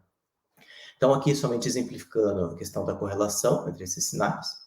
E aqui falando um pouquinho mais sobre a filtragem dos dados, tá? Então, aqueles três sinais ali, antes de realizar uma etapa de filtro, né? Se a gente medisse a correlação entre eles, a gente teria aqui uma similaridade de 0 entre eles, ou seja, não são nada similares entre eles. Mas depois que a gente passa ali um filtro passa-banda, né? Basicamente, que a gente faz uma decomposição desses sinais, né, em senos e cossenos, e aí, a partir daí, a gente consegue tirar umas determinadas frequências, que são frequências que, conhecidamente, são de ruído, e aí a gente consegue fazer justamente a correlação entre os sinais nas frequências que, de fato, importam, tá? Então, depois que a gente consegue fazer a filtragem desses sinais, a gente tem sinais obtidos aqui, representados aqui dessa maneira, e aí a gente tem uma correlação média entre esses sinais de 0,53, que significa que, de fato, existe uma grande correlação entre esses três sinais, tá? Aqui também vou deixar um outro vídeo mostrando para vocês. Imagina que a gente tem aqui, cada pin desse é uma diferente estação, né, que a gente está fazendo o monitoramento. E a gente precisa fazer aí, medir, né, a correlação atrasada e com filtro entre cada uma dessas estações para conseguir, de fato, ver se um determinado evento sísmico ocorre ou não e como ele é propagado ao longo de uma região, tá? Então, quando a gente tem aqui uma correlação em verde, significa que a correlação é baixa. Uma correlação aqui em vermelho já significa uma correlação mais alta, né, acima de um determinado threshold. E quando apresentado aqui em preto, significa que, de fato, é uma correlação bastante alta, né? Então, se a gente observar, aqui no início do vídeo, a gente pode ver que existe aqui uma região aqui no estado de Idaho, onde, de fato, começou aqui um evento sísmico, e esse evento ele vai se propagando entre as diferentes regiões aqui do estado, tá? Entre as diferentes estações sísmicas. Se a gente considerasse essa correlação de maneira síncrona, né, ou seja, exatamente no mesmo tempo entre todas as estações, a gente não conseguiria ver essa propagação como a gente vê aqui, né? A gente viu aqui nessa parte do vídeo, tá? Mas quando a gente consegue fazer a filtragem, também consegue olhar a correlação atrasada entre esses sinais, a gente consegue, de fato, ver essa correlação, essa propagação ocorrendo entre as diferentes estações, tá? Nos últimos anos, eu também tenho trabalhado um pouquinho com descoberta de padrões em dados de consumo de energia elétrica, tá? Então, especificamente, a gente tem utilizado aí dados de cerca de 1.700 consumidores da cidade de Los Alamos, no Novo México, entre dados obtidos entre 2015 e 2019. Então, nesse tipo de dado aqui, a gente tem uma taxa de frequência que não é tão alta, se for comparado, por exemplo, com dados de acelerômetro, coisa desse tipo. Mas quando a gente coloca assim em perspectiva, né, a quantidade de dados que a gente tem, a quantidade de consumidores que a gente tem, o problema passa a ser um problema bastante grande, tá? Então, nesse conjunto de dados, a gente tem, por exemplo, uma observação a cada 15 minutos em relação ao consumo de energia de um determinado cliente. Então, no final de um dia, a gente tem aí 96 observações, ou então 35.040 observações ao longo de um ano, tá? Como a gente tem aqui um período de 5 anos, no final das contas, a gente tem 175.200 observações por cliente. Se a gente multiplicar isso aqui por 1.700 clientes, a gente tem aí cerca de 300 milhões de observações. Então, acaba sendo um problema bastante complicado de lidar quando a gente faz uma análise de padrões de dados, né, considerando todo o conjunto de consumidores, tá? Então, aqui isso tem alguns exemplos, né, de dados de consumo de 4 diferentes consumidores. Eu quero mostrar para vocês alguns padrões que nós encontramos, como que a gente fez para validar e para encontrar esses padrões, né? Então, em séries temporais tem também um problema chamado de time series join, né? Que é basicamente você conseguir alinhar duas séries temporais a partir da correlação entre duas subsequências que são similares. Mas, em geral, a gente considera uma subsequência de um único tamanho e somente duas únicas séries temporais, tá? Mas aqui nesse artigo do ICDM de 2021, a gente propôs uma ideia de buscar, conseguir fazer o alinhamento entre um conjunto N de séries temporais e um conjunto N também de subsequências, né? Então, a gente tem que buscar padrões em comum entre diferentes consumidores e cada um desses padrões tem também diferentes tamanhos, tá? E aí, com isso, a gente consegue, por exemplo, fazer um agrupamento de alguns consumidores que possuem um comportamento em comum, tá? E isso a gente pode utilizar uma série de fins, tá? Seja para dar um desconto, seja para fazer uma propaganda específica para aqueles conjuntos, para aquele conjunto de consumidores, assim por diante. Então, aqui nesse exemplo, a gente fez o agrupamento, né? Depois de fazer essa etapa de descoberta de padrões em comuns, de 31 consumidores, com base na identificação desses padrões, tá? Então, a gente tem aqui padrões de 3 diferentes tamanhos. Então, aqui em verde tem aqui os padrões encontrados que consideram aí uma semana de consumo. Em amarelo, aqui é o laranja, né? A gente tem padrões considerando somente 2 dias. E aqui em roxo a gente tem padrões bem menores, somente 5 horas, né? E a gente acabou observando algumas coisas interessantes e também até para validar esses padrões foi algo interessante que a gente acabou descobrindo, né? Então, os padrões diários, tudo bem, né? Ao longo de uma semana, realmente tem alguns consumidores que acabam possuindo padrões ao longo de uma semana que são similares entre si, isso já era, de certo modo, esperado. Mas aí a gente acabou identificando também padrões somente de 2 dias, tá? E a gente observou que, especificamente aqui, nesses 4 usuários, que foi os que foram selecionados aqui somente para exemplificar, né? A gente acabou observando que algumas casas que possuem painel solar, eles acabam tendo esse padrão de consumo de energia, tá? Então, existe toda uma troca ali, né, entre o que é coletado aqui de energia solar, isso também é utilizado, né, também transmitido ali para distribuidor de energia. Então, isso acaba influenciando o padrão de consumo dos usuários. De uma maneira que a gente encontrou de validar isso, né, a princípio, a gente só tinha o consumo de cada um dos usuários e a localização, né? Qual que é a casa de cada um desses usuários. A gente acabou dando uma olhada no Google Maps e observou que, realmente, para cada um desses usuários que a gente acabou agrupando, eram usuários que, de fato, tinham... A gente conseguiu identificar painéis solares instalados na casa. E aí a gente chegou a essa conclusão, então, né, obtido por meio de imagens de satélite, que esse padrão ele é gerado justamente devido a esses painéis solares, tá? A gente encontrou alguns padrões que, a princípio, também a gente pensou que fosse algum tipo de ruído, algo desse tipo, né? Que era uma queda brusca nos dados, e aí consumo ali igual a 0, né? No primeiro momento, a gente pensou que fosse realmente algum problema durante a etapa de coleta de dados, o que acaba sendo bastante comum, né? Existe essa transmissão de dados na rede. Mas a gente descobriu, por exemplo, que essa distribuidora de energia, ela sempre postava ali, fazia um post no Twitter, né?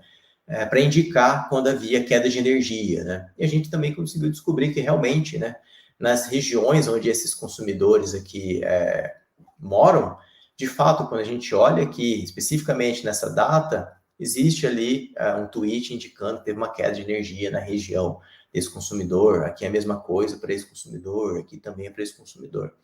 Então, foram alguns padrões que a gente encontrou. Na verdade, assim, é um problema de pesquisa, né? Esse time series join com padrões de diferentes tamanhos, né? Um problema que a gente pode observar em diferentes problemas, e a gente acabou validando isso, né? Nesse problema de consumo de energia. E algo que foi interessante desse trabalho foi como que a gente conseguiu descobrir, né?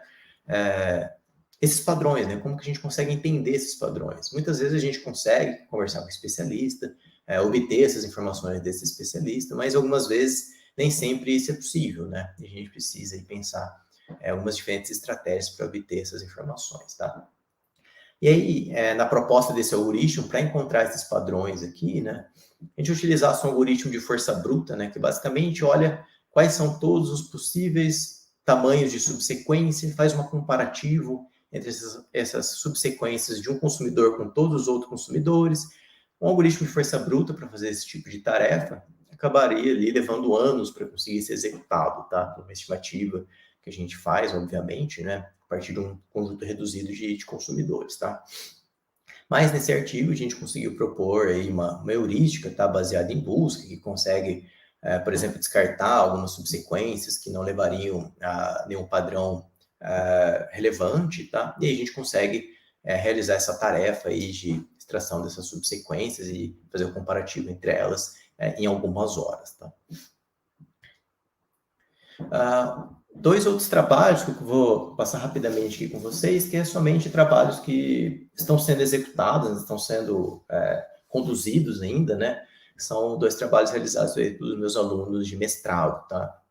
Então, atualmente, né, a gente tem aí o Rodrigo Krieger, que ele está trabalhando no problema de predição de picos de consumo, tá? Então, ainda considerando aqueles dados, né, de consumo de energia elétrica obtido por meio de sensores inteligentes, né, smart meters, um dos nossos objetivos é conseguir fazer uma predição com uma semana de antecedência, qual vai ser o dia da semana com um determinado consumidor, ele vai ter o maior consumo de energia acumulada, né? Então, a gente olha dia a dia, né? Faz a soma do consumo diário desse consumidor.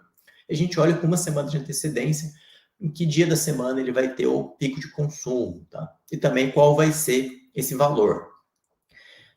Talvez para um único usuário, obviamente, pode ser uma informação que a gente pode fornecer para o consumidor e ele pode, talvez, sei lá, ter interesse em fazer uma economia de energia. Mas isso para a distribuidora também pode ser importante se ele identifica, por exemplo, um grande conjunto de consumidores vai ter um pico de energia no mesmo dia. E a soma também desses valores também ultrapassa um limiar, tá? Então, uma distribuidora de energia pode se organizar melhor ali a sua distribuição para não ter nenhum tipo de problema, tá? Então, nesse problema a ideia é fazer realmente essa predição, tá? Então, a gente pode observar que a gente tem, na verdade, né, a gente quer fazer utilizando os mesmos dados, né, como se fosse utilizar os mesmos atributos, né, ou seja, a mesma série temporal, a gente quer prever 2 targets, né? Um é qual é o dia da semana e o outro seria qual é o valor, tá? Então, esse é um problema aí na literatura conhecido como multi-target regression, né? Então, a gente quer prever 2 valores com base no mesmo conjunto de atributos. Mas, em geral, os trabalhos da literatura que lidam com multi-target regression consideram que existe uma alta correlação entre esses targets, né, entre esses atributos. E, de maneira curiosa, a gente também acabou descobrindo que, na verdade, não existe muita relação entre o dia da semana em que o consumidor tem o maior pico e esse valor, tá? Então, isso acaba não se repetindo muito, tá? Então, o Rodrigo ainda tem trabalhado em estratégias de como conseguir obter aí, o melhor valor de predição, tanto para o pico quanto para o dia da semana, tá? E por fim, o último trabalho aqui também da minha aluna de mestrado, a Renata, o objetivo desse trabalho da Renata é conseguir detectar fraude na rede elétrica. Então, de novo, utilizando aquele conjunto de dados ali de smart meters, a nossa ideia é identificar uma troca ilegal de medidores de energia. E aí a gente consegue identificar em que momento houve essa troca. E aí, sabendo esse momento de troca e quais consumidores que acabou acontecendo essa troca, a gente pode, por exemplo, utilizar essa informação para planejar inspeções das residências que existe alguma desconfiança que pode ter havido uma troca de medidores, tá? Então, aqui só para exemplificar, né, aqui tem dados de 4 diferentes consumidores, e a partir de um determinado ponto, aqui como por exemplo no dia 4, a gente acabou fazendo aí trocas, simulações de trocas entre esses consumidores, né? Então, a partir do dia 4 aqui, tem dados do consumidor 1, e a partir do dia 4 agora tem dados aqui de consumo do consumidor 4, aqui do consumidor 2, agora do consumidor 3. Então, somente a partir de uma inspeção visual, a gente pode ver que é um problema difícil realmente de identificar. A gente não consegue observar nenhum tipo de padrão que a gente consegue falar, olha, aqui claramente existe uma troca entre consumidores, né? O padrão de comportamento desses consumidores é evidente aqui que foi alterado, tá? E, de fato, não é uma tarefa tão simples, tá? Mas a Renata tem utilizado aí algoritmos de detecção de anomalias e também algoritmos de detecção de mudanças de conceito para tentar identificar essa mudança aí, essa troca ilegal aí de medidores, tá?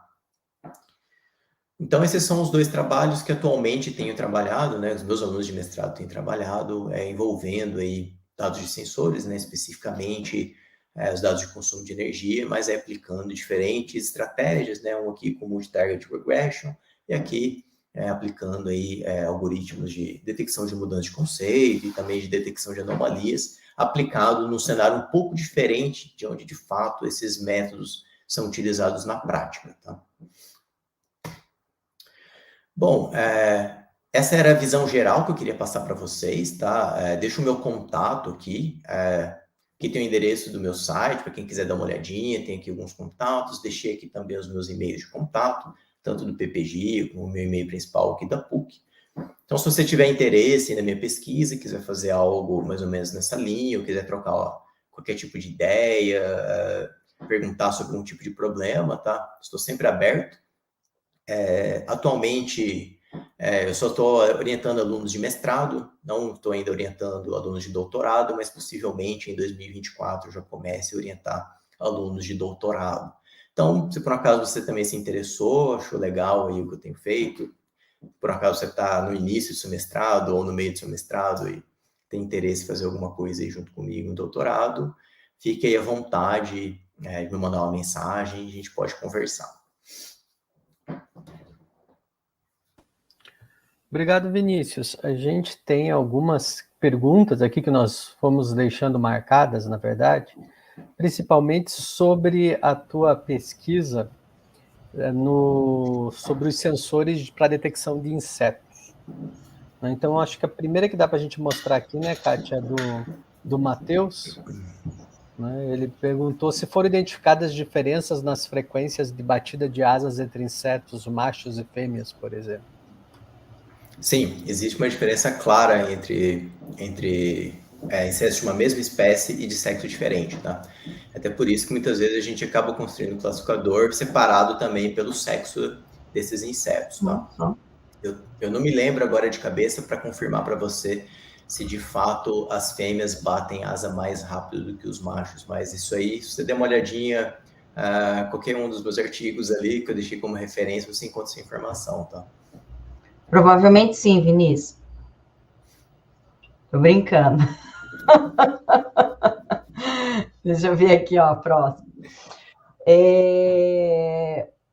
O Totper falou que ainda está começando a trabalhar com séries temporais. E ele está perguntando se acha que posso usar a extração de padrões que citou no início para reconhecer dados errados. No meu caso, eu quero filtrar os dados antes de usá-los como rótulo. Eu não sei se eu entendi exatamente o que você está dizendo sobre dados errados, tá? Não sei se você quer identificar, por exemplo, uma anomalia, quer fazer o descarte desses dados, algo mais ou menos desse tipo, tá? Qualquer coisa, me manda uma outra mensagem ali, a gente pode trocar mais ideias aí sobre isso. Ô, Tocha, se der, coloca comentário aqui para baixo, que daí eu complemento, tá? O Matheus está perguntando se os sensores usados para coletar a frequência das batidas de asas dos insetos são fáceis de encontrar no mercado, se é caro, se é muito específico. Então, Matheus, esse é um projeto de pesquisa, né? Como eu falei, eu até cheguei a dar início, né, no projeto de pesquisa inovativa em pequenas empresas, que a ideia era, de fato, fazer a comercialização desse equipamento, tá? Mas por uma série de questões, até pelo meu perfil, que eu tenho um perfil muito mais acadêmico do que um perfil comercial, eu acabei não dando continuidade nisso. E para falar bem a verdade também, o grande responsável por isso, né, que foi o meu orientador, né, o professor Gustavo, ele também chegou a colocar ali o pé um pouco nessa área, mas acabou deixando de lado que ele é um pesquisador também, e acho que nós, por nossa conta, não seria tão simples a gente fazer isso. Mas a grande ideia era que realmente a gente tivesse um sensor que fosse de baixo custo. Quando a gente falava em baixo custo, lá em 2011, 2012, 2013, a gente estava falando aí coisa de 50 a 100 dólares, tá? Hoje em dia, obviamente, 50 a 100 dólares já deixou de ser baixo custo faz tempo. Naquela época, ainda que o dólar era R$3, ainda a gente tinha uma certa expectativa sobre isso. Então, assim, esse sensor a gente não comercializa ele, e hoje em dia está ainda mais difícil de encontrar, porque o professor Gustavo, hoje ele é professor lá na Austrália, e acho que a maioria dos sensores, eu acredito que ele levou com ele nos projetos de pesquisa que ele tem lá, tá? Eu acho que ainda nós temos, talvez, alguns sensores lá em São Carlos, que alguns colegas ainda fazem aí algumas pesquisas, algumas análises, tá? Mas em termos de comercialização, realmente a gente, pelo menos por enquanto, e não sei qual a expectativa aí do professor Gustavo para os próximos anos, a gente ainda não tem isso. Mas o professor Emon, que também é um dos pesquisadores principais nesse projeto, me lembrei disso agora, ele recentemente, acho que há 2 anos atrás, ele abriu uma startup que ele pensa em comercializar esse sensor, tá? Então, ele abriu uma empresa chamada FarmSense. Se você der uma pesquisada no LinkedIn, ou acho que no Google, talvez você encontre alguma coisa, você encontra, talvez, para compra desse tipo de sensor, tá? Mas, de novo, é um professor que está lá nos Estados Unidos, talvez pagar em dólar aqui para a gente fica complicado, tá? A próxima pergunta é do Bruno. Ele está perguntando com relação aos modelos se você usou algum modelo de Deep Learning, como a CNN, ou só modelos mais convencionais de Machine Learning? Eu utilizei mais modelos convencionais mesmo, tá? Até cheguei a ter alguma publicação em parceria com o pessoal dos Estados Unidos também, que acabou implementando alguma coisa com Deep Learning, tá? Mas acho que uma das grandes questões é que o nosso sinal, ele é um sinal bastante curto. Então, se você olhar ali, a gente tem ali milésimos de segundo. Então, a gente precisa, por exemplo, um conjunto de atributos que seja maior para a gente, de fato, ter ali uma boa abordagem de Deep Learning para funcionar, e nesse caso, tá? Quando o nosso sinal é bastante curto, é um pouco mais complicado. Existem algumas abordagens que a gente já tentou no passado, que é pegar esse sinal de áudio e transformar ele numa imagem, tá? E aí, a partir dessa imagem, a gente consegue executar aí os métodos de Deep Learning com mais sucesso. Mas ainda assim, como é um sinal bastante curto, não foram assim, os melhores resultados, e abordagens mais tradicionais, em que a gente faz a extração de atributos e joga para o modelo convencional, ainda acaba sendo aí melhores estratégias, né? O Toshi complementou a pergunta dele, Vinícius, e ele falou que sim, era para detectar anomalias, detectar dados que por algum motivo foram medidos errados. Sim, nesse caso, sim, tá? Existe um método bastante interessante chamado Matrix Profile, que basicamente ele verifica, assim, ao longo do tempo, qual a similaridade de uma observação com todo o seu passado, tá? E dentro desse Matrix Profile, que é todo um framework, tem algo aí chamado de discords, que é basicamente uma anomalia, tá? Então ele consegue realmente identificar, se você tiver um dado anômalo, que esse dado ele é totalmente diferente de todos os padrões que foram observados no passado, tá? E aí com isso você consegue descartar esses dados de ruído, tá? Mas, por outro lado, depende muito do seu ruído, porque se for um ruído que ele acaba se repetindo várias vezes, ele deixa de ser uma anomalia e passa a ser um padrão. Mas, obviamente, se você faz a extração desse padrão e você depois observa, faz uma análise ali mais criteriosa, olhando aquele padrão específico, você consegue ver, poxa, isso aqui, sei lá, conjunto de observações constantes em 1, aqui em 0, ou somente algum pico no meio, e aí com isso, a partir dessa análise visual, talvez você consiga fazer o descarte, tá? Mas sim, essa análise de padrão você consegue utilizar para fazer descarte de dados anônimos, sim. Vinícius, o Matheus está perguntando se você identificou muitos falsos positivos durante os experimentos. Sim, a gente, principalmente no início desse projeto, a gente tinha um problema bastante grande, que era principalmente relacionado ao desenvolvimento elétrico, eletrônico ali do nosso sensor, que acabava gerando pequenos ruídos que acabavam sendo entendidos como se fossem passagens de insetos, tá? Então, por exemplo, né, esse sensor é ligado na energia, tinha algumas coisas como, por exemplo, um pico de luz, acabava gerando uma variação ali na luz, que acabava gerando algum novo tipo de observação, isso acabava gerando algum probleminha. Mas isso mais lá para o início do projeto, né? Ao longo do tempo a gente começou a observar que realmente dados de ruído, né, que seriam esses falsos positivos, acabam acontecendo em frequências, por exemplo, acima de 1000 Hz, né? Em geral, insetos têm uma frequência que varia ali entre 50 e 1000 Hz, né? Então, tudo abaixo de 50 Hz a gente conseguia descartar, e tudo acima de 1000 Hz a gente conseguia descartar também. E aí, com isso, a gente conseguia diminuir bastante a taxa de falsos positivos, tá? Tá. Tocha, eu só vou passar para a pergunta para baixo do Gustavo, só para manter a ordem aqui, tá? Já faço a tua pergunta.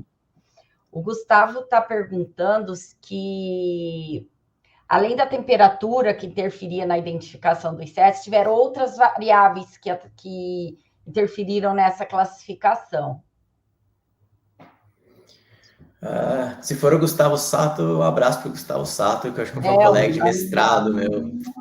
Legal, Gustavo, bom te ver por aí. Pelo menos das variáveis ambientais que a gente testou, né, que foi a temperatura e umidade, era a temperatura que realmente interferia, tá? Umidade, a gente observou que não existe nenhum tipo de correlação. A gente testou uma série de outras condições, como ponto de orvalho, mas eu acho que tem também algumas coisas como altitude, é algo que acaba interferindo, mas é algo que a gente não consegue simular, né?